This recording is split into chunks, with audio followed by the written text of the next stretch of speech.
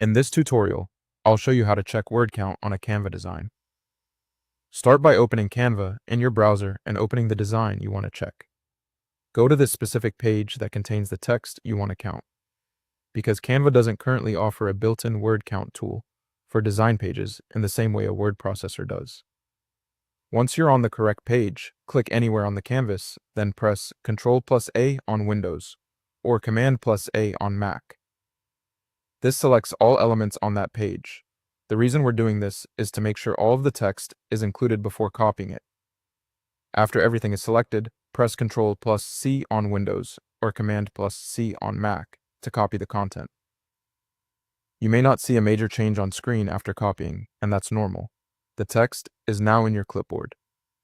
Next, open a new browser tab. In the search bar, type word counter or go directly to a word counting website such as wordcounter.net. These tools let you paste text and instantly see the total word count. Once the site opens, click into the main text box and paste your copied content by pressing Ctrl+V on Windows or Command+V on Mac. As soon as you paste it, the site should automatically display the number of words. At this point, you should see your word count near the top of the page. Many of these tools also show character count, sentence count, and reading time, which can be useful if you're preparing content for a specific limit. One thing to keep in mind is that Canva may copy more than just plain text if your page includes multiple elements.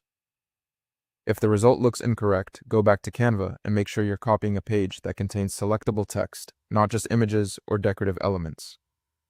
You can also paste into a plain text editor first if you want to clean up the text before checking the count. If your design has multiple pages, repeat the same process for each page, or copy text from all relevant pages if needed. Just make sure you're checking exactly the content you want counted. And that's how you check word count on a Canva design. Thanks for watching.